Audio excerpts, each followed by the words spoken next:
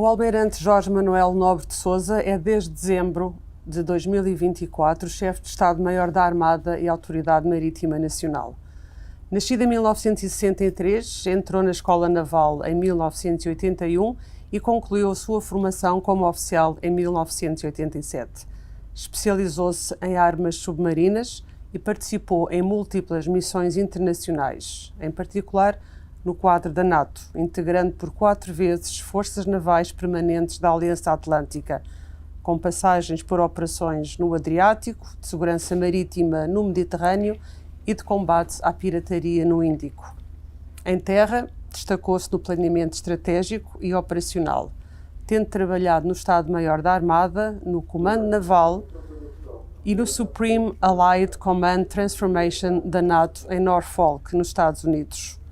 Como oficial-general, comandou o Corpo de Fuzileiros, foi subchefe de Estado-Maior do Comando Conjunto para as Operações Militares, comandante naval e segundo comandante operacional das Forças Armadas.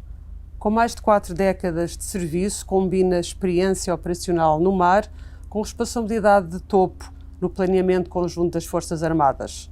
Hoje lidera a Marinha Portuguesa, num contexto marcado pela modernização tecnológica, pelo aumento de investimento na defesa e pelos desafios da segurança marítima no Atlântico e na Europa. Esta entrevista decorre no Centro de Experimentação da Marinha, em plena edição do REPMUS, que hoje é o maior exercício do género da Europa e que junta forças da NATO, países parceiros, universidades e indústria, com o objetivo comum: desenvolver e testar sistemas marítimos não tripulados. É também um espaço privilegiado para perceber como é que a Marinha Portuguesa se está a posicionar na vanguarda da inovação tecnológica e da cooperação internacional em defesa. Muito obrigada por nos ter concedido esta entrevista neste espaço tão importante. Muito obrigado. E vamos começar mesmo aqui pelo REPMUS, um exercício que mostra o futuro da guerra naval e da segurança marítima, nomeadamente com drones, sistemas autónomos. Gostava que me falasse um bocadinho do papel da Marinha nesta experimentação e que projetos é que têm em curso ou em estudo nesta área. Muito obrigado pela oportunidade desta entrevista e de começarmos muito oportunamente pelo REPMUS. O REPMUS, nesta edição do corrente ano, conta com 24 países participantes, 13 com o estatuto de observador, maioritariamente países participantes da Aliança Atlântica, mas não só. Temos também, por exemplo, o Japão, que não deixa de ser curioso atendendo às geografias, e porque os números aqui têm algum significado, sobretudo pela sua expressão. Nós, quando começamos em 2010, tínhamos um total de 18 veículos não tripulados presentes, 3 países a participar, uma expressão relativamente reduzida da Academia, e no corrente ano vamos ter 263 veículos autónomos, 176 representações da indústria. Temos 37 países, como eu referi, 24 mais 13, e dentre estes países temos 14 da Aliança Atlântica. O que é que o REPMUS traz de virtuoso? O REPMUS cria aqui, nós usamos o termo ecossistema. Eu, como gosto mais de me centrar nas pessoas, cria uma comunidade de interesse, em que nós temos a academia, que é a base, onde se começa a desenvolver o conhecimento. Temos depois aqui uma fase intermédia, que são os militares, na vertente de experimentação, inovação e prototipagem, em que vem o potencial de alguns dos produtos desenvolvidos na academia e os tentam utilizar e transformar para utilizações militares, ou definem os seus requisitos à cabeça e a academia responde, e o processo pode ser bionívoco. E depois fechamos o ciclo com a entrada da indústria. em que também, uma vez mais, não num só sentido, pode responder às necessidades da comunidade operacional, ou pode vir, não será a primeira vez que acontece, mostrar-nos o que é que estão a desenvolver e nós depois percebermos em que medida é que aquilo pode ter aplicação militar ou militar e civil, sempre que consigamos perseguir lógicas de duplo uso, favorecemos essas abordagens. Esta comunidade de interesse, a vantagem que traz é que durante estas 3 semanas do exercício partilha experiências, conhecimentos, desenvolve prototipagem no local. Nós temos aqui uma zona de oficinas onde se podem manufaturar determinado tipo de componentes, mas sobretudo partilha as experiências, procura interoperabilidade e aqui já é digamos assim, que um objetivo que eu pretendo perseguir. Aquilo que eu espero é que no final de cada REPMUS eu consiga identificar inovação com potencial de aplicação àqueles que têm que estar a desempenhar missões. Seja o pessoal a bordo dos navios nas missões do dia-a-dia, da busca e salvamento, fiscalização da pesca, seja o pessoal que esteja em missões mais exigentes no quadro da Aliança Atlântica, nas fragatas ou nos submarinos, ou os fuzileiros. Ou seja, isto só faz sentido, este investimento que aqui fazemos, juntar esta comunidade de interesse, se daqui saírem produtos que possam ser utilizados pelos meus operadores nos cenários mais variados em que eu tenha que participar, sejam de segurança marítima, inclusive com apoio à autoridade marítima, seja naquilo que é o limite superior do espectro do conflito, em operações navais de combate em que eu possa utilizar esses sistemas. Vantagem para a Marinha. A Marinha foi pioneira na criação disto, primeiro numa parceria com a Faculdade de Engenharia da Universidade do Porto, que estão connosco desde o início e que depois arrastou mais intervenientes da Academia e conseguimos trazer mais empresas, não só nacionais como estrangeiras e países. E o papel pioneiro deste exercício, há pouco na introdução disse que era o maior exercício da Europa garantidamente, e do mundo nesta tipologia de exercícios será também o de maior dimensão e de maior expressão. Aquilo que nós esperamos daqui é justamente vir a beneficiar enquanto Marinha, na nossa capacitação com soluções inovadoras, mas também ajudar a nossa indústria e a nossa academia. O professor João Tasso, salvo erro, da FEUP, há pouco, na visita que fizemos aqui com os embaixadores, disse que para a semana vão ter aqui um workshop no âmbito do REPMUS, em que vão discutir o futuro, na perspectiva da academia, como é que eles devem continuar no futuro, se manterão o ritmo de trabalho que têm tido até agora, porque ele diz que há um gap, um fosso grande entre a velocidade mais vertiginosa com que as ideias germinam na academia e depois a capacidade de resposta, quer da comunidade operacional, quer da própria indústria. E importa conseguir ultrapassar esse fosso. Como vê, ou seja, desde coisas tangíveis, como temos a ver aqui, um conjunto de equipamentos, uns a voar, outros ali aqui no Sado, outros a evoluírem lá fora no mar. Também temos um polo aqui em Sesimbra, mas também temos gente a pensar e a refletir sobre o futuro.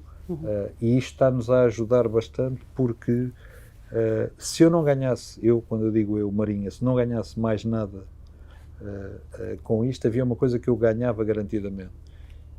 Ganho um conhecimento acrescido sobre sistemas, ganho capacidade e juízo crítico para os meus próximos processos de aquisição, porque já não vou comprar as coisas tão às escuras.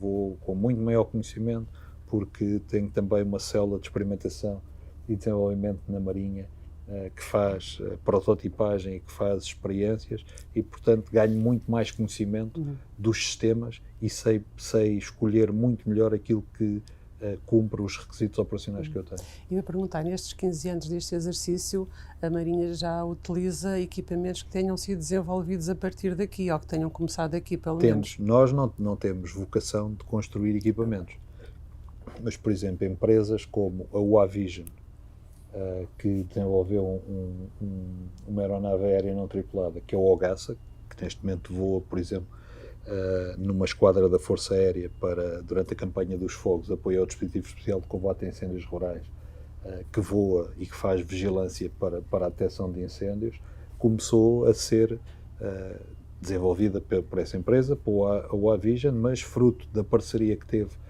no caso concreto, com a Marinha, evoluiu bastante no desenvolvimento, na redefinição de requisitos operacionais e, portanto, é um exemplo de um equipamento que cresceu com este tipo de parcerias. Temos também o SICON, que é um veículo autónomo, neste caso, para operar em operações submersas, que foi desenvolvido para a Faculdade de Engenharia da Universidade do Porto e que usamos no âmbito da Guerra de Minas.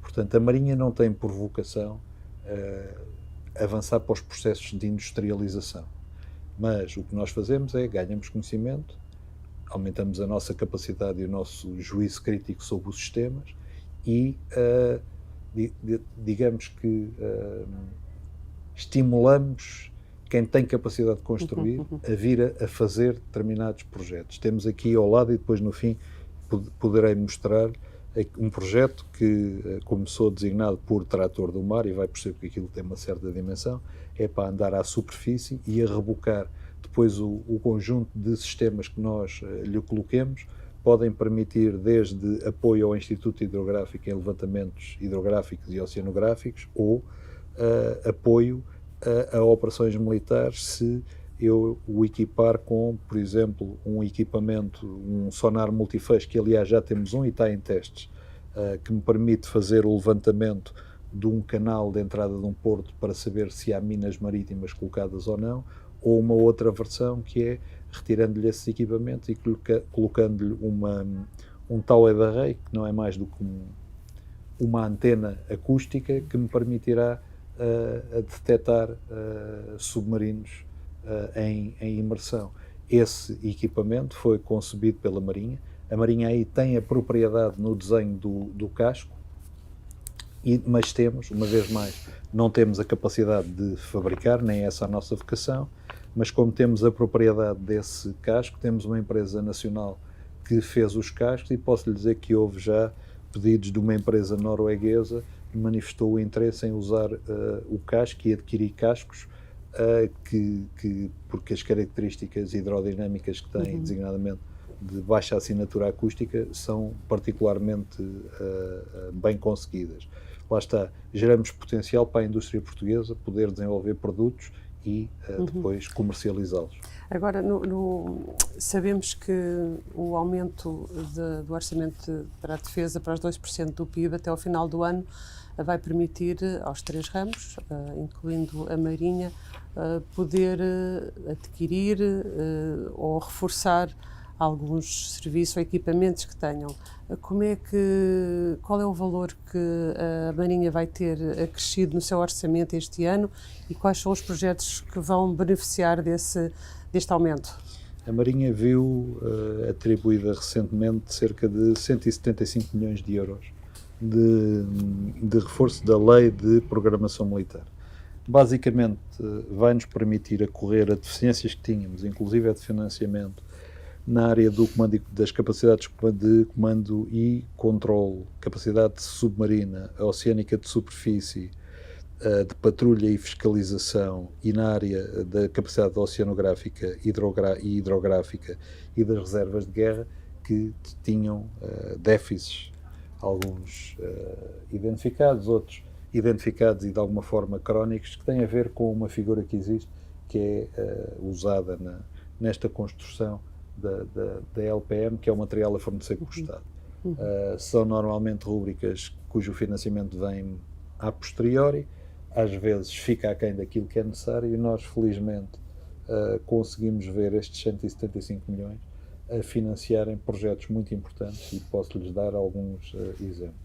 Na capacidade hidrooceanográfica, por exemplo, com este reforço de verbas vamos conseguir colocar também nós temos 2 navios hidrooceanográficos que fazem aquele trabalho fundamental para o país do levantamento da extensão da plataforma continental, mas para operarem o ROV precisam ter um sistema de posicionamento dinâmico. O que é que esse sistema faz?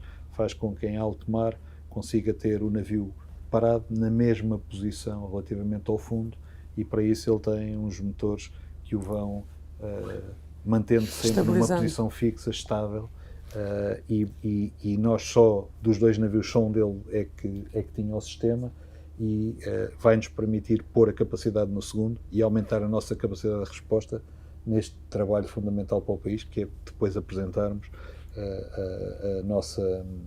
a nossa pretensão de extensão da plataforma continental. Precisa de um mapeamento muito detalhado. Mas temos também a aquisição dos tais transdutores acústicos, neste caso para os patrulhas oceânicos da 3ª geração, que vão ter uma capacidade de luta anti-submarina, e, não menos importante, vai-nos permitir também acorrer à aquisição de veículos não tripulados, sejam eles aéreos, superfície ou subsuperfície, para o navio Dom João II, porque o navio foi adquirido com verbas do PRR, e o envelope financeiro ficou muito estrito à construção da plataforma. Portanto, os drones, que são fundamentais ao conceito de emprego do navio, terão que ser adquiridos por esta via, e esta verba permite-nos fazer isto. Foi um excelente sinal. Confirmo então que não se trata aqui de contabilidades criativas, são efetivamente para um aumento de capacidade. Isto que aqui está vai-se traduzir num aumento de capacidade efetivo. Ou seja, a Marinha, aliás, quando nos foi feito o pedido de identificação de necessidades, tivemos a preocupação porque há aqui questões que têm a ver com a execuibilidade da efetiva execução financeira e material. Tivemos a preocupação de levantar só programas e necessidades que tínhamos que permitissem ficar dentro dos critérios de execução. Ou seja, temos outras necessidades, mas não era possível virem a ser concretizadas dentro deste horizonte temporal. E, portanto, isto vai-se traduzir, de facto, em capacidade. Eu ia perguntar quais são essas outras necessidades. Neste momento, quais são as faltas assim, mais críticas que vocês sentem? A falta mais crítica que nós sentimos é pessoal. Mas, portanto, estamos a falar da parte do material. Sabe que eu gosto sempre de voltar ao pessoal, porque não poucas vezes o digo. Nós, semanticamente, capacidade tem um significado. Em termos militares, capacidade tem um significado muito mais estrito, e a edificação de uma capacidade, que é o nosso referencial, a edificação de uma capacidade desenvolve-se num conjunto de elementos de capacidade. Ou seja, uma capacidade desagrega-se, desculpar-me, eu tenho que recorrer ao acrónimo, .ml-PI em português. Ou seja, para uma capacidade de ser desenvolvida de uma forma coerente e efetivamente integrada, tem que desenvolver um elemento de capacidade referente à doutrina de emprego, como é que eu vou empregar, para que é que eu tenho aquela necessidade, de organização, como é que eu insiro aquilo na minha organização, vou ter uma unidade autónoma criada ou ponho aquilo, por exemplo, numa unidade naval. Treino, e o treino aqui é formação, educação e treino, não é só o treino de operação.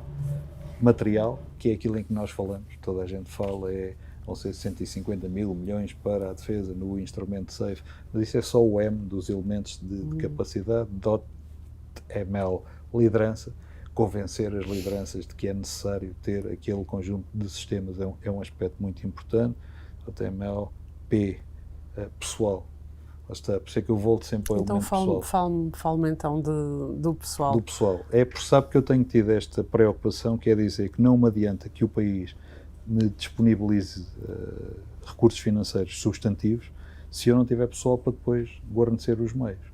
E, portanto, mas só para fechar aquele loop, para perceber a complexidade que isto tem, .ml-PF,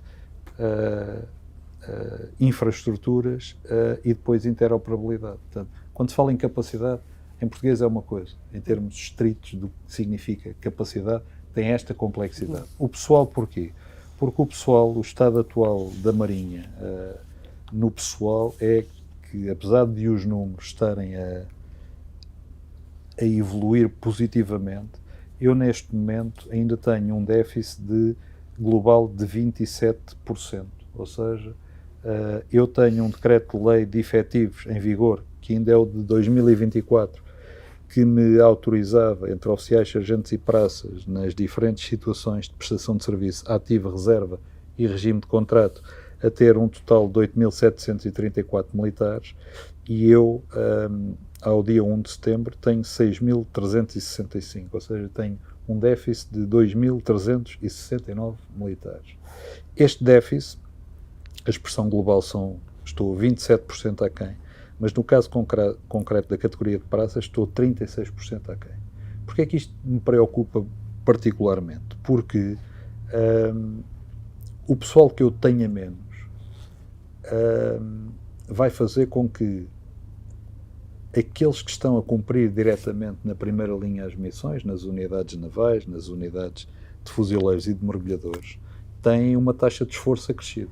Porque as missões têm que se cumprir, o país precisa de exercer diariamente soberania e jurisdição e a responsabilidade, exercício de responsabilidades, por exemplo, na busca e salvamento marítimo, nos seus espaços marítimos de soberania, águas territoriais, de jurisdição, que é a zona económica exclusiva, e de a responsabilidade que tem a ver com a área de responsabilidade de busca e salvamento marítimo. E, portanto, essas missões têm que continuadamente a ser cumpridas, com menos pessoal. O que é que isto significa? Estou a sobrecarregar o pessoal que existe para continuar a cumprir missões. Por isso é que o elemento do pessoal, para mim, é particularmente crítico. Isto é em termos quantitativos.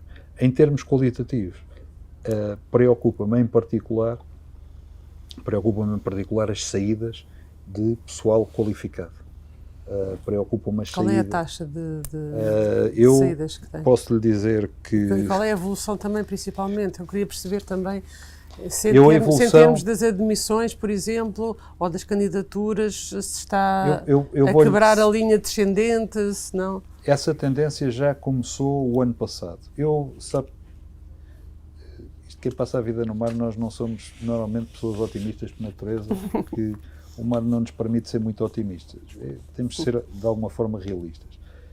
Mas vejo isto como um horizonte com boas perspectivas.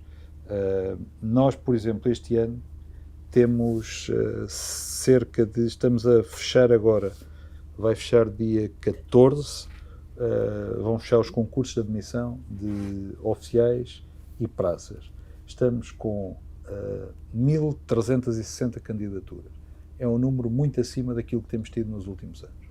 Agora, com as taxas de atrição que vamos ter, desde logo, exames médicos são diferentes em função das classes a que vão concorrer, sendo que, por exemplo, os mergulhadores têm exames e têm uma taxa de atrição brutal por questões médicas à partida na inspeção. Outras, como os fuzileiros, que têm a ver com a exigência depois do curso, em que temos taxas de atrição muito grandes, mas estes números são animadores. Tenho alguma cautela porque eu não gosto de falar em tendências. Eu não é porque num ano... Não é no ano, claro. Isto não é necessariamente uma tendência. Se daqui a 2 ou 3 anos, no fim do meu mandato, este número se mantiver, eu diria que é uma tendência efetivamente em que revertemos. Agora, se olharmos para aquilo que era o antecedente, estamos a reverter aquilo que era a tendência, que eram números baixos no recrutamento. Isto são bons sinais. Se traduzir numa tendência, é ótimo. É ótimo para a Marinha do futuro e, em geral, para as Forças Armadas. Mas, por exemplo, mesmo assim, as saídas que eu estou a ter ainda são bastante preocupantes. Eu, neste momento, que a projeção que eu tenho até 31 de dezembro, só para que tenha ideia, em 2024 saíram 525 militares da Marinha. Este ano, firmes até 31 de dezembro, com processos, com manifestações já de interesse em sair. Umas que são estatutárias, porque terminam os contratos, outros porque não renovam o contrato, ou outros porque pedem os abates, ou alguns, ainda há uma terceira opção, causa que é o limite máximo de cumprimento de prestação de serviço em regime de contrato. Tenho 338. A projeção estatística até 31 de dezembro avança para os 400, porque depois do histórico que temos é mais ou menos este delta entre as manifestações efetivas e depois aquilo que vem a acontecer. Ou seja, teria um decréscimo de cerca de 125 militares a saírem. Uma vez mais, se isto no fim do meu mandato continuar assim, é uma tendência boa. Já de si, posso lhe dizer que menos 125 militares a pedirem abate aos quadros ou a saírem, para mim é bom em tempos de carência, porque a minha grande questão justamente é tentar diminuir a taxa de esforço daqueles que cumprem missões. E isso só se faz com mais gente a entrar. Para quê? Para poder fazer com que o pessoal designadamente está nas unidades operacionais possa vir cumprir os seus tempos a terra, e às vezes, repare, não é só regeneração na perspectiva de estar em terra, é não lhes dar sequer a oportunidade de ir frequentar cursos que até lhes permitem progredir na carreira, porque o pessoal às vezes é necessário e salta de um navio para o outro, e isto a prazo não é saudável. Não é saudável porque não é saudável para quem quer constituir uma família, e não é saudável, sobretudo, porque não dá grande previsibilidade. Porque se souber no início do ano que em 12 meses vai ter que navegar 8, não é simpático, mas é marinheiro. É para isso que viemos para cá. O problema é quando até pode ter que navegar 6, mas não tem previsibilidade. Porque, entretanto, saiu mais um militar que pediu a bota aos quadros e ele é que tem uma especialidade e tem que cumprir, ou tem um navio que é um navio mais velho e que tem uma taxa de avarias muito elevada, e o navio A deixou de fazer a missão, avança o outro que está pronto. Ainda voltando ao pessoal, que ideias tem para atrair, para convencer mais jovens a poder vir para a Marinha e a ficar cá, a não sair? São duas coisas diferentes. Eu, na área do recrutamento, e os números neste momento diriam que as campanhas que nós estamos a fazer nos estão a ajudar. Tivemos que ser um bocadinho mais, eu não lhe diria agressivos, mas pelo menos mais ativos. Fomos para as redes sociais, porque eu não vou recrutar leitores do Diário de Notícias. Eu vou recrutar quem anda nos TikToks, nos Instagrams, e portanto tivemos que ir para as redes sociais. Eu, aos leitores do Diário de Notícias, espero chegar aos pais que convençam os filhos que estão nas outras redes. E como é que os tem convencido? Os convenceu? Eu acho que a Marinha tem um potencial grande de oferta, que é a qualificação que nós damos aos nossos quadros. Sejam eles oficiais, sargentos ou praças, com graus normais diferenciados de qualificação. Isso é como em qualquer profissão. Na vossa, nem toda a gente tem as mesmas qualificações, mas a qualidade da formação e da qualificação que nós damos ao nosso pessoal, aliás, até nos prejudica, porque a dada altura torna-os particularmente apelativos para o mercado de trabalho. Sim. É um contrassenso, que eu às vezes quase que eu questiono porque é que damos uma formação tão boa às pessoas e lhe damos depois um train on job de tão grande qualidade, quando sabemos que estamos a torná-los particularmente apelativos ao mercado, e isso é muito, muito visível na área, por exemplo, das engenharias. Portanto, pessoal técnico, muito facilmente o mercado consegue oferecer-lhes, sobretudo, melhores condições financeiras de remuneração do que aquelas que nós aqui conseguimos atribuir. A minha maior preocupação não é tanto com o recrutamento. E, como lhe digo, se isto se vier a tornar uma tendência, estamos no bom caminho, estamos a chegar às pessoas. É na retenção.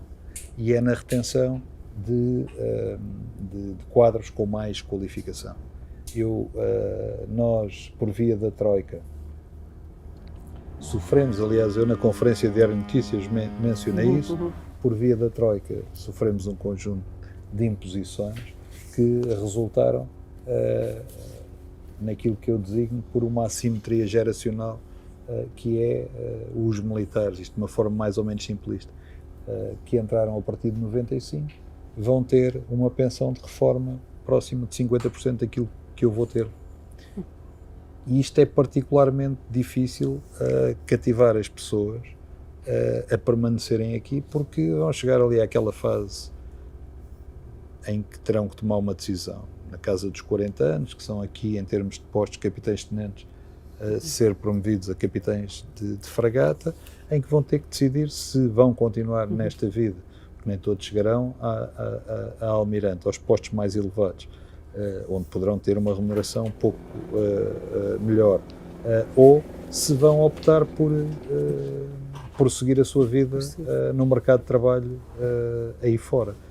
E isso é o que me preocupa mais neste momento, é esse diferencial que existe, que causa uma assimetria geracional, que leva a que eu vá perdendo gente altamente qualificada, e sobretudo na área das engenharias. É preciso dar mais condições, quer remuneratórias, eventualmente, quer de apoio para final de carreira. Não é? Eu sabe que exatamente, são em dois momentos distintos, quer na remuneração, e se olharmos ao problema das remunerações na perspectiva de serem revistas em alta, isso contribui nos dois momentos que estamos aqui a tratar, do recrutamento e também na retenção, mas depois também na passagem à situação de reforma, em que aquilo que nós defendemos na Marinha, e temos suscitado essa questão junto dos outros chefes, e há uma posição, há um reconhecimento da necessidade de se acorrer a tal,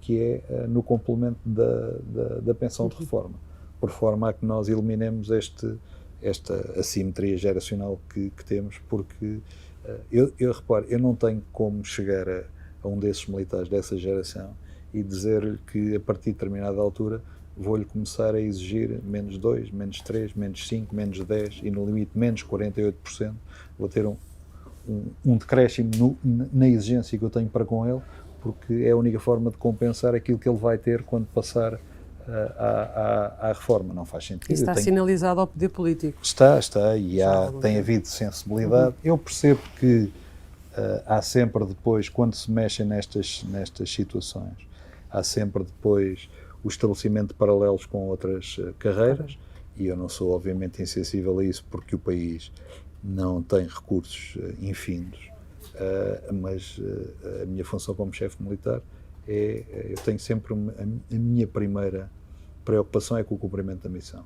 Isso é sacrossanto. A seguir é a tutela do meu pessoal. E isto é um problema, porque repare, sabe que há uma coisa muito curiosa, li aqui há algum tempo, problema com que os belgas se estavam a confrontar. Fruto de alguma tomada de consciência das populações em geral sobre os riscos associados ou que podem decorrer do conflito na Ucrânia, estava a haver um afluxo crescente de jovens. Eles têm um modelo diferente de prestação de serviço nas Forças Armadas belgas. E as Forças Armadas belgas este ano estavam com um problema. Tiveram que reduzir o número de admissões porque não tinham pessoal suficiente para dar formação.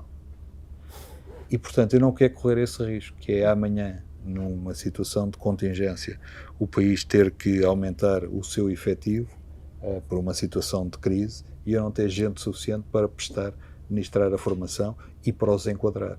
E isso faz-se retendo as pessoas com mais tempo de casa e de experiência. E isso é um problema dessa geração.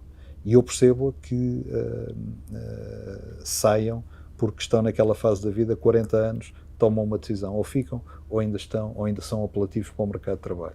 E nós perdermos, portanto, um indivíduo com 40 anos é um indivíduo com 20 anos de experiência de casa. Eu não consigo substituí-lo, eu não consigo ir ao mercado de trabalho e comprar um engenheiro naval que me venha suprir uma saída de um engenheiro naval. Agora, isto tem a ver com aspectos diria eu, de organização, de vida familiar e das pessoas olharem para o futuro. Mas já tenho casos de gente muito mais nova, imberbe, a saírem porque o mercado de trabalho lhes dá outras condições. Ainda agora, recentemente, 2 guarda-marinhas da Escola Naval, no 6º ano, portanto no último ano do mestrado, que pediram abate aos quadros. São, neste caso, não aos quadros permanentes, porque ainda não os integram, mas ao quadro do Corpo de Alunos da Escola Naval, e vão ser confrontados com o pagamento de uma indenização ao Estado de 172 mil euros. E, portanto, eles, quando manifestaram o seu interesse em sair, estavam cientes disto. É porque, possivelmente, ou por património próprio, ou porque alguma oferta de trabalho lhes vai permitir proceder a esse pagamento para serem libertados deste vínculo que tinham assumido voluntariamente com a Marinha. É uma concorrência difícil Muito de difícil. enfrentar. Só aqui uma questão. Todo este desenvolvimento tecnológico com equipamento não tripulado também não pode permitir diminuir a necessidade pessoal? Poderá vir a permiti-lo. Em todo o caso, eu tenho tido o cuidado de o mencionar, as pessoas têm feito, também é fruto muito dos dias, dispara-se muito rápido, tiram-se conclusões muito rápidas. No domínio marítimo, que é o único que eu falo, porque os outros têm alguns interesses, mas não sou especialista, no domínio marítimo tem havido conclusões muito rápidas sobre aquilo que se passa no Mar Negro e transpô-las naquilo que me interessa para Portugal. Temos que ver isto com algum cuidado, porque as capacidades destes veículos não tripulados que têm sido operadas, e muito bem, eu diria até muito próximo do brilhantismo, pelas Forças Armadas ucranianas, o Mar Negro tem uma geografia totalmente diferente do nosso Atlântico, ou seja, a nossa potencial área de batalha naval é um oceano, não é um mar confinado. Haverá veículos autónomos não tripulados que poderão ajudar-nos na condução de campanhas militares ou mesmo campanhas de segurança marítima, mas não me vão diminuir, não me vão permitir ultrapassar este déficit que eu tenho de praças, garantidamente. Precisa sempre dos 8.000 e... A nossa posição geográfica, o conjunto de obrigações que temos, designadamente no quadro da Aliança Atlântica, fazem com que nós tenhamos que ter uma componente oceânica na nossa marinha. E essa componente oceânica não se faz com veículos autónomos não tripulados.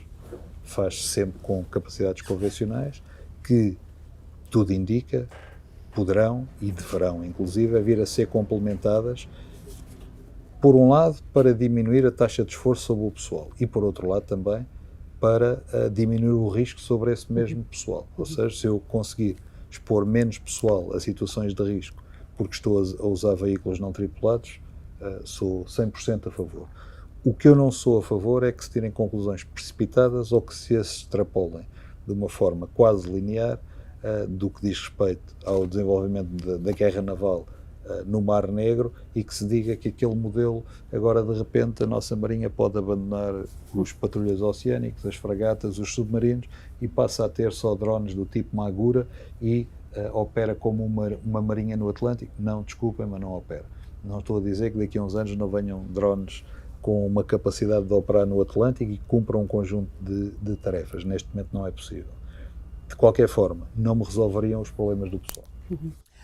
Os programas europeus de financiamento para o reforço deste ramo da defesa europeia, que oportunidades é que a Marinha vê nestes programas de financiamento? Acha que há o risco das prioridades europeias, que estão muito focadas no flanco leste, deixarem para segundo plano aqui as necessidades do Atlântico e da defesa marítima portuguesa? Não. Eu acho que esse risco não existe, porque e se estivermos a falar do instrumento que eu conheço melhor, que é o SAFE, e ao qual Portugal se candidatou, e penso que é do domínio público, saberá que tivemos uma atribuição de 5,6 milhões, quase 5,7 mil milhões de euros, não nos impunha nenhuma geografia de atuação, ou seja, as Forças Armadas Portuguesas candidataram-se, os três ramos, e também o Estado-Maior e, inclusive, o Ministério da Defesa, a financiamento. E não nos era imposto tipologia de meios. Aliás, havia um conjunto de meios base, de duas tipologias, mas nunca nos foi imposto que tivéssemos de ter o navio do tipo A, ou se fossem navios só poderiam ser do tipo A, B ou C, nada disso foi imposto. E, portanto, como instrumento financeiro, e que na prática disponibilizou 150 mil milhões de euros, como instrumento financeiro, vai permitir suprir algumas necessidades de financiamento e vai-nos permitir avançar para programas de alguma dimensão.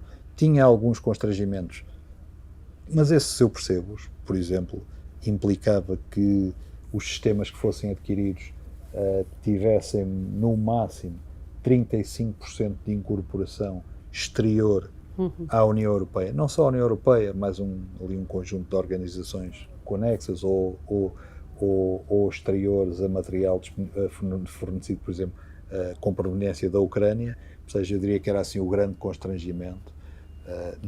Não era tão vantajoso para aquisições de material americano, de proveniência americana, que é um dos grandes fabricantes, mas permite que os países que se tenham candidatado encontrem opções válidas de capacitação na vertente material dentro do mercado da União Europeia. Portanto, não impôs condicionantes, não nos disse, olha, Portugal está limitado a ter navios para fiscalização. Não. Portugal candidata-se a um envelope, politicamente foi sancionado o conjunto de propostas que a Marinha entendeu suscitar. Então há vantagem, de facto, também para a Marinha destes programas? Neste programa de financiamento, sim, em particular, o SAFE, né? No SAFE, o instrumento SAFE, particularmente, é vantajoso para o país, garantidamente, até porque só assim em breve, para que se perceba, financiamento a 45 anos, 45, com 10 anos de carência, e o Estado entra numa primeira fase com 15%. E, portanto, eu diria que financeiramente é uma opção muito vantajosa, com uma questão que não é de sumenos.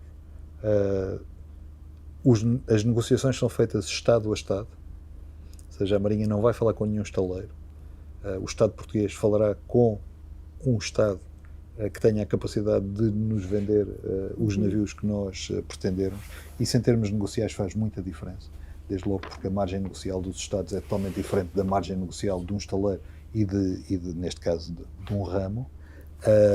Não tem, também é importante em termos de procedimentos, não tem cobrança do IVA, e nós às vezes temos problemas na gestão da LPM porque uma coisa é termos determinada verba, mas depois aplica-se o IVA e depois, quando nos libertam a verba, às vezes andamos aqui a rolar programas para trabalhar com, digamos assim, fundos de caixa disponíveis para pagar IVAs, que é uma coisa medonha. Aqui sabemos logo com o que é que contamos. O instrumento SAFE foi bem construído, daquilo que nós percebemos. Teve um conjunto ainda significativo de países a concorrer, também houve países que a ele não acederam. Portugal teve esse montante. A Marinha tem talvez um dos projetos mais relevantes aí nesse montante, assim o consigamos concretizar no montante que foi disponibilizado. Quando nós tivermos isto minimamente certo, terei todo o gosto Eu ia perguntar. Terei todo o gosto em quer dizer, repare, eu posso lhe dizer em síntese o que é que a Marinha se candidatou, perceberá que não falarei em valores.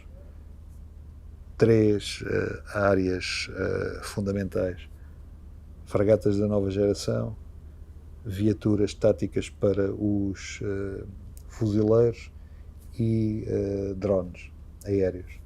Drones aéreos com uma vantagem, que é um programa em que os 3 ramos acordaram na mesma tipologia de drones, o que é bom.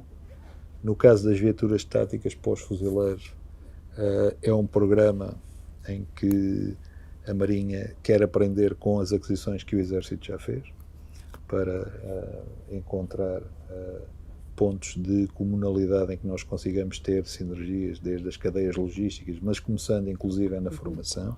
Não há necessidade que a nossa dimensão de replicar, ter cursos na Marinha, ter cursos no Exército, se conseguirmos para a mesma viatura, então era um perfeito disparate.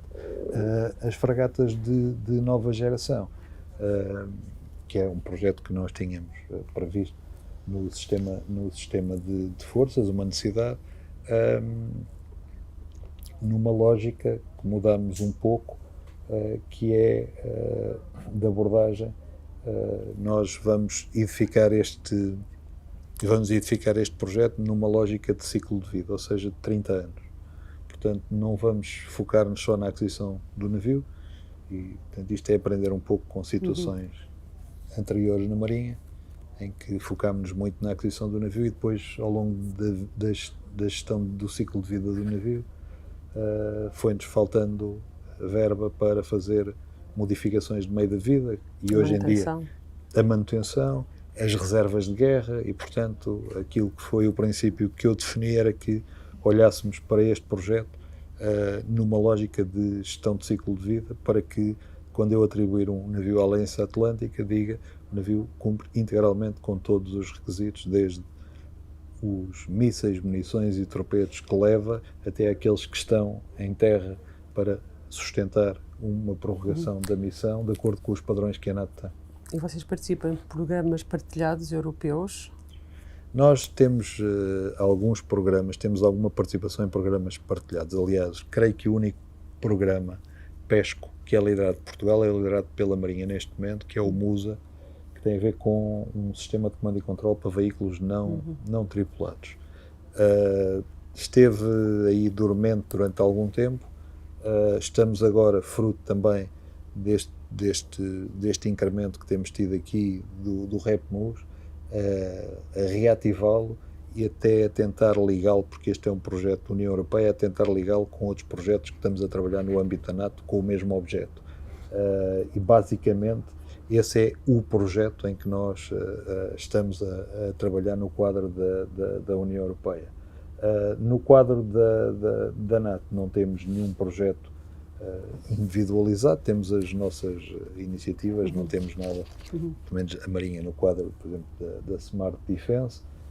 Estivemos durante alguns anos envolvidos em projetos no âmbito da proteção de infraestruturas portuárias, mas estamos sempre receptivos a oportunidades que surjam nesse sentido. A proteção dos cabos submarinos é uma preocupação acrescida hoje em dia? É felizmente que vai sendo discutida no nosso país, mas sabe que isso é uma matéria com algumas particularidades. São as seguintes: estamos a falar da parte imersa, a parte debaixo d'água, não é? As competências estão todas na área da administração interna. As capacidades estão na área da defesa, ou seja, quem tem forma de saber se há algum Estado terceiro ou alguma organização não estatal que pretenda danificar um cabo submarino na sua parte imersa, é a Marinha, através da detecção acústica, e a Força Aérea, através dos aviões de patrulha marítima, os P3, que também têm detecção acústica. Mas as competências, desde logo, para o levantamento e a classificação da criticidade de infraestruturas, da ameaça, não? Estão na área do planeamento civil de emergência, o CNPCE, que é o presidente do CNPCE, acho que é presidente, é o por inerência, porque é também o presidente da ANEPS. Da Proteção Civil. Portanto, essas áreas estão na dependência da tutela da administração interna, ou seja, eles é que têm competências para definir planos, o que é que se pretende, qual é o grau de criticidade que se atribui a determinada infraestrutura, e ao caso, os cabos submarinos. Tem algumas competências técnicas no âmbito da ANACOM também, mas depois as capacidades, digamos assim, para facilitar, para patrulhar as zonas, somos nós e a Força Aérea que as temos. É irresolúvel o problema? Tinham que passar tudo para a competência de defesa? Não necessariamente. Nós temos, aliás, mecanismos de coordenação. Foi assinado antes do Covid, na altura era CENFO Almirante Silva Ribeiro. Pela primeira vez, aliás, era uma responsabilidade que decorria da LOBOFA, salvo erro, que era o CENFA e o Secretário-Geral do Sistema de Segurança Interna estabelecerem as normas de articulação entre as Forças Armadas e as Forças e Serviços de Segurança. Foi aprovado. Não, isso foi aprovado, ou seja, isto para dizer, sob o chapéu desse documento, há forma de atuar, ou seja, da área da administração interna, solicitar o apoio das Forças Armadas para fazerem esse tipo de monitorização, de vigilância. Mas é mais uma daquelas construções do nosso país. É mais uma zona cinzenta, não é? É uma zona, exato, é uma zona pouco clara. Eu ia mesmo perguntar-lhe sobre essas zonas cinzentas. Eu calculava que fosse perguntar não, eu não, quase foi de propósito a sua relação.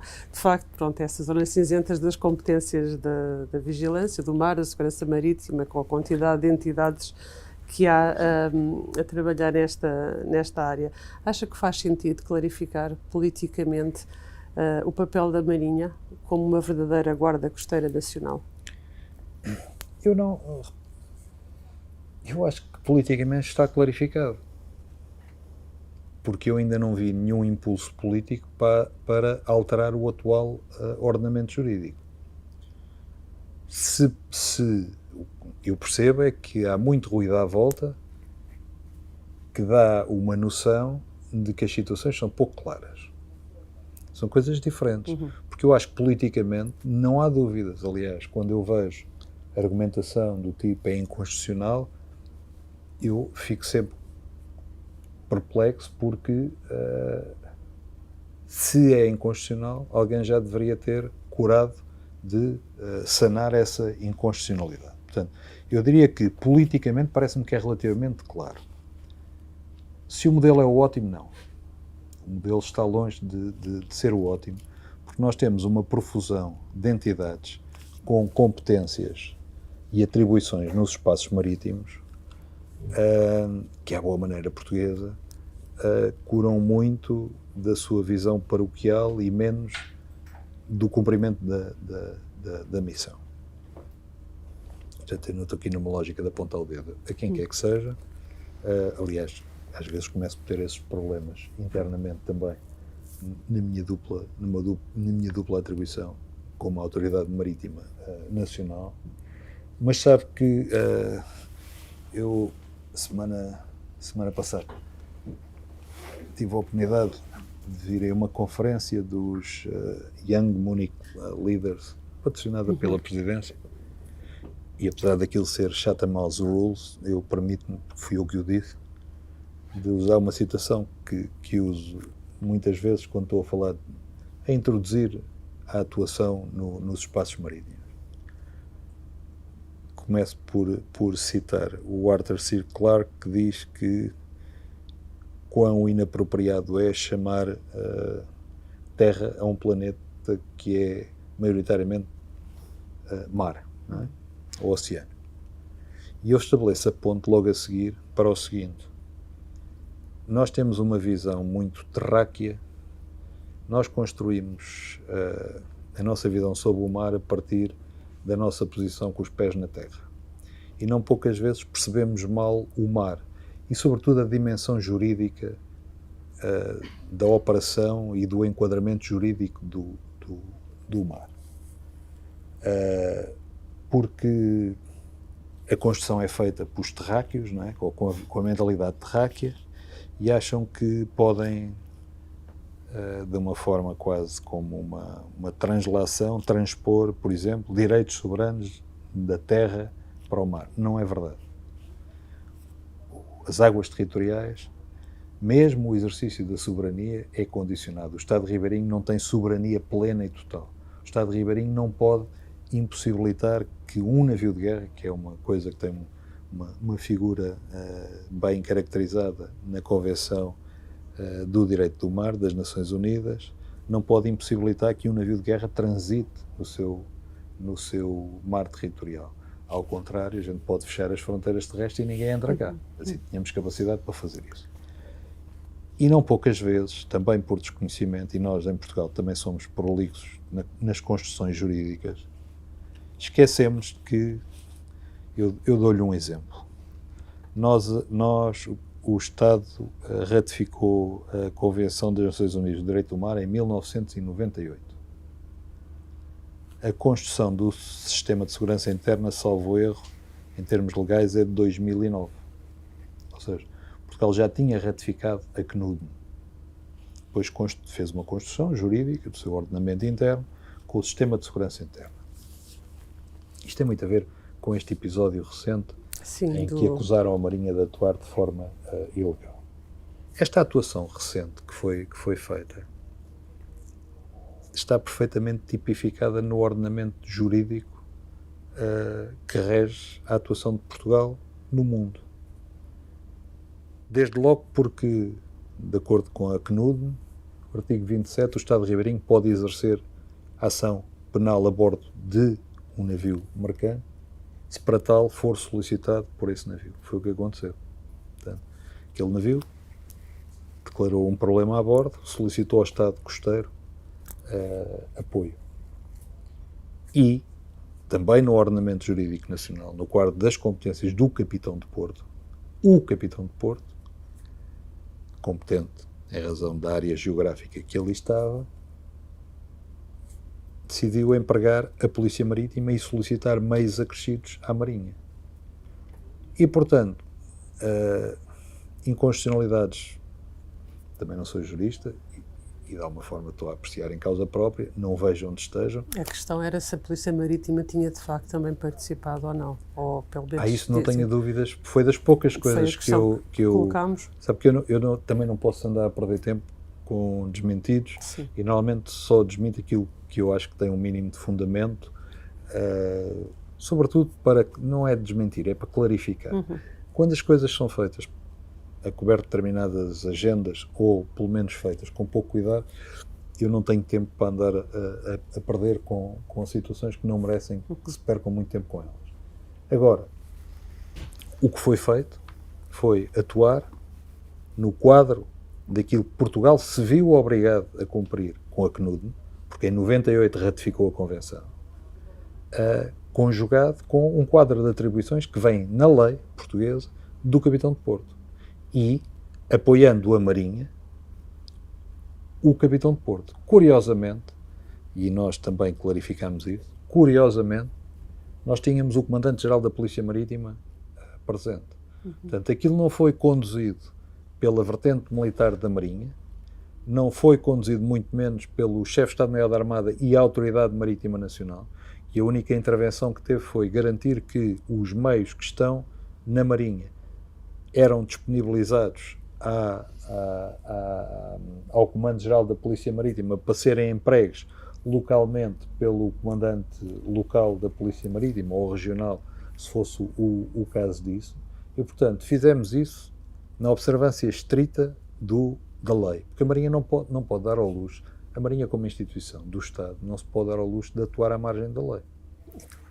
Agora, qual é que é o problema? O problema é que há muitas pessoas neste país, e muitas delas não têm que conhecer, algumas têm alguma responsabilidade, têm a obrigação de ter que conhecer, que, como têm esta visão muito terráquea, desconhecem estes instrumentos legais e que têm um peso acrescido, que são tratados internacionais que Portugal ratificou e que fazem parte do nosso ordenamento jurídico. E, portanto, a Marinha atuou na observância estrita do ordenamento que está aprovado. Outra questão é dizer-me, vamos discutir o modelo, este é o modelo ideal, estou aberto a discussões, eu sempre gostei de uma boa discussão. Há uma coisa que eu lhe posso dizer. Uma marinha é uma construção onerosa. É muito caro um país ter mais do que uma marinha. E, portanto, termos a marinha com a capacidade para exercer nós naquilo que são as funções de guarda costeira, que são 10, salvo erro, nós exercemos 8 funções de guarda costeira. Há outras entidades que exercem outras, designadamente a Guarda Nacional Republicana. E eu acho que é muito mais inteligente nós articularmos as nossas capacidades para sermos mais eficazes no exercício da autoridade do Estado no mar do que andarmos a degladiarmos. Aliás, não deixe de, permitam-me alguma crítica aos mídias. Causou grande excitação um comunicado de uma associação socioprofissional, tem todo o direito a fazê-lo, e deram muito pouco relevo ao facto, talvez, eu não lhe vou dizer que é pela primeira vez, para já não gosto muito dessa argumentação, mas tem alguma coisa de inédito, quando arrostou aquela embarcação com migrantes lá embaixo na praia da Boca do Rio. Nós, no dia a seguir, naquela noite, reforçámos o dispositivo e patrulhámos, porque não percebíamos o episódio. Se aquilo ia ser uma vaga, que ia entrar por ali. Curiosamente é a única praia não vigiada entre as Cabanas Velhas, portanto, Burgal, Cabanas Velhas são vigiadas. Salema, que é a seguir, é vigiada, aquela ali é a única que não é vigiada. Mas, como não tínhamos elementos de informação suficientes para caracterizar o fenómeno, naquela noite reforçámos. Podiam vir 2 ou 3 atrás. Mas, a partir do dia a seguir, coordenámos o nosso dispositivo com a GNR. Não lhe digo que é uma coisa inaudita, mas é um bom exemplo de emprego judicioso dos meios do Estado. Não andámos aqui a dizer esta quintinha é minha, aquela é tua, e distribuímos tarefas, falámos, eu falei na altura com o Sr. General Comandante-Geral, que estava de férias, e passou-me ao substituto, que era o segundo comandante, e demos instruções para as nossas cadeias operacionais para se coordenarem, e ficámos nós com... íamos fazendo um esquema de rotação, mas posso lhe dizer que ali nos primeiros dias a Marinha tinha responsabilidades no Barlavento e a Guarda Nacional Republicana assumiu responsabilidades no Sotavento. Que se saiba, é quase inédito essa articulação. Eu só não lhe digo é um que bom é princípio. inédito, mas sabe que eu pago impostos. Sim, mas por Portanto, eu gosto de ver o dinheiro bem emprego e, portanto, se havia ali um problema que ainda por cima nem eles, Guarda Nacional Republicana, nem nós, Marinha e a Autoridade Marítima, conseguíamos caracterizar, não sabíamos se aquilo era a primeira de 10 ou era uma que se tinha perdido e tinha dado ali à costa. O que nós olhámos foi os 2 dispositivos somados valem mais do que cada um a trabalhar por si. Vamos coordenar-nos, vocês ficam com uma área, nós ficamos com outra. E temos estado a trabalhar assim. Mas o que é que dirá de facto da GNR adquirir lanchas rápidas como o bujador para atuar em alto mar em zonas onde a Marinha tem capacidade? A Guarda Nacional Republicana tem mantido uma coerência naquilo que é a abordagem a esse seu processo de capacitação, que eu percebo, porque decorre de um conjunto de atribuições e competências que a lei lhes consagrou e, portanto, para exercerem essas atribuições, precisam de meios. Poder-se-á é pôr a questão a montante. Fazia sentido que tivéssemos mais um corpo do Estado a desenvolver aquele conjunto de atribuições e competências no mar. É capaz de não ser a forma mais judiciosa de gerir os recursos que o país tem, que não são muitos. Agora, aqui chegados, ou alguém promove uma discussão a montante e que acha que vamos estudar um modelo mais civil, sem componente militar, e aí também a GNR teria alguma dificuldade, porque é um corpo militar, apesar de conseguir viver nos 2 mundos, mas, portanto, se quiserem discutir o modelo, a Marinha dará o seu contributo na discussão. Eu, com os atuais termos de referência que tenho, foco mais noutra coisa, que é dar o meu contributo para que o Estado exerça a autoridade nos espaços marítimos sob sua jurisdição, responsabilidade ou soberania da forma mais efetiva. E o mínimo que nós, como agentes do Estado, quer nós, Marinha, quer a Guarda Nacional Republicana, nos vemos obrigados a coordenar os nossos esforços, cooperar para que o Estado exerça a sua autoridade nestes espaços. E foi aquilo que nós fizemos quando fomos a bordo deste navio mercante. Porque aquilo que ninguém valorizou é que as águas portuguesas não foram terra de ninguém. Porque garanto-lhe que tem elevada probabilidade de um pedido destes ser feito no Golfo da Guiné e não haver resposta nenhuma. Nas águas sob jurisdição, e neste caso, no momento inicial, era mar alto, águas internacionais. Depois foi feita a ida a bordo, já foi feita em mar territorial português. O que se deveria aqui ter valorizado é que o Estado português foi chamado a cumprir com as obrigações, neste caso, de legislação internacional, tratados internacionais, dos quais é parte e integrante, e o Estado português cumpriu com as suas obrigações. E garantidamente que a Marinha não atua à margem da lei. Muitos desses comentadores evocam os artigos, eu diria o que têm leituras claras deles, ou têm algumas outras agendas com outros interesses. Não tenho muito tempo para perder com isso. E o que me interessa é que o Estado atue de forma eficaz no mar. E, como lhe digo, valorizo muito mais a capacidade que tivemos de nos entender com a Guarda Nacional Republicana, quando o país, uma vez mais, nos espaços marítimos, foi confrontado com uma necessidade que nós não sabíamos bem em que é que ia dar, coordenámos os nossos dispositivos e fomos mais eficazes.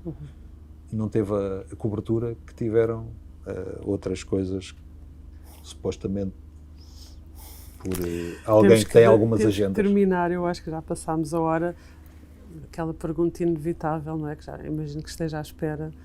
Como é que a Marinha vê o fato de ter um oficial da Marinha candidato à presidência da República? Não é novidade. Não é novidade. Não é novidade. A Marinha até já teve pelo menos um Presidente Sim. da República. Tirando esta à parte, eu acho que aquilo que o Almirante Gouveia Melo fez é exercer os seus direitos como cidadão. Portanto, não há que fazer comentários. Porque eu também não faria comentários nenhuns ao exercício similar que fez e que está a fazer o Dr. Marcos Mendes, ou o Dr. António José Seguro.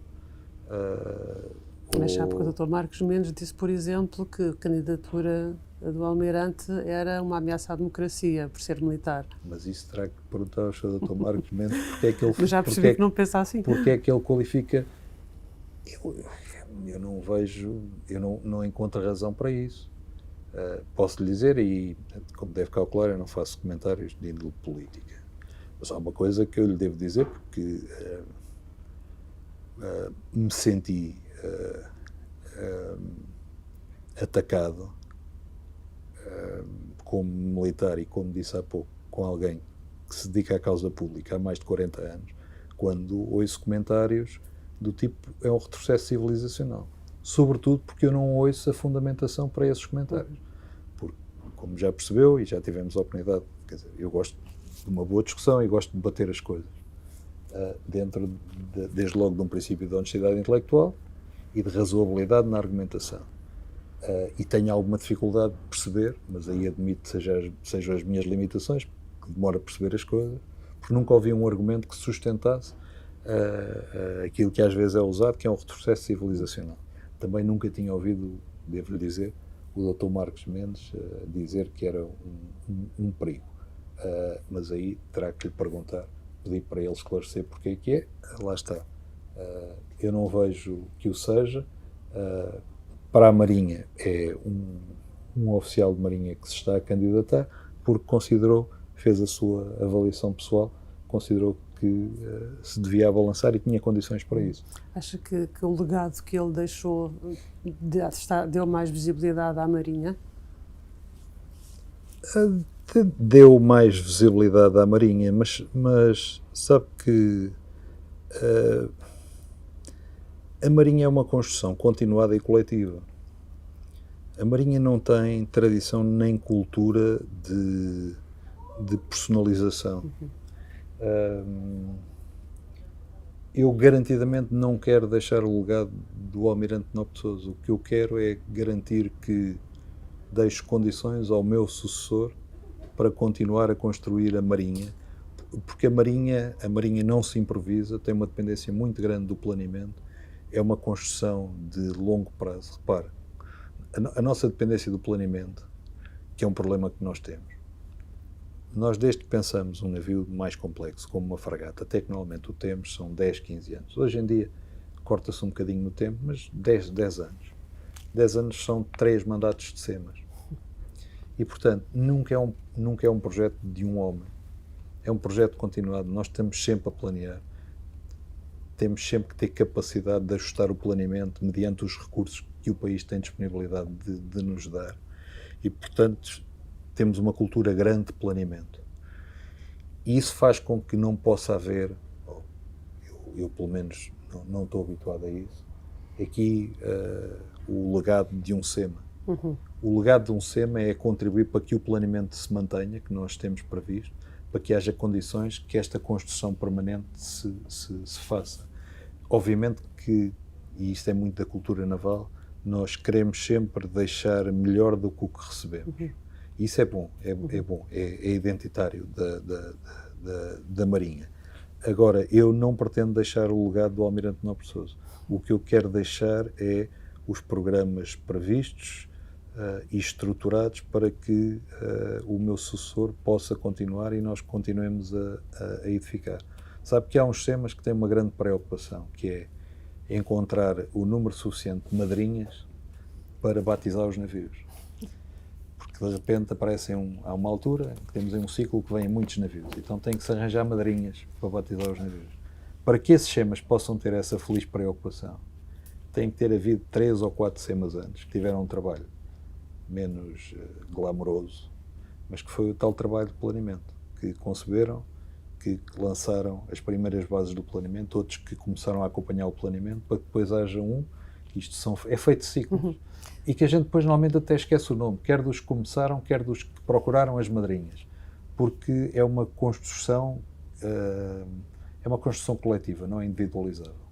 E o Almirante Melo, muito pela ideia que se foi criando ou a percepção de que viria a candidatar-se ou não, porque houve sempre aquela discussão, então depressa queriam saber se não, como se sim, deu alguma exposição à Marinha maior do que aquela que nós normalmente estamos habituados. Relativamente a legados, fez o seu trabalho. Eu, como foi nisto que eu fui criado há 40 anos, 44 mais exatamente, mantenho o que está bem feito, tento melhorar o que está menos conseguido e é assim que eu espero que o meu sucessor faça. E depois, quando vierem os novos navios, se eu ainda cá estiver e se lembrarem de mim, olha, aquilo começou com fulano tal e me quiserem convidar, encantado. Se não se lembrarem disso, também não fico chateado, porque essa é a cultura de Marinha. O que interessa é que a Marinha prossiga. Muito bem. Muito obrigada por esta entrevista, pelo seu tempo. Obrigada a todos.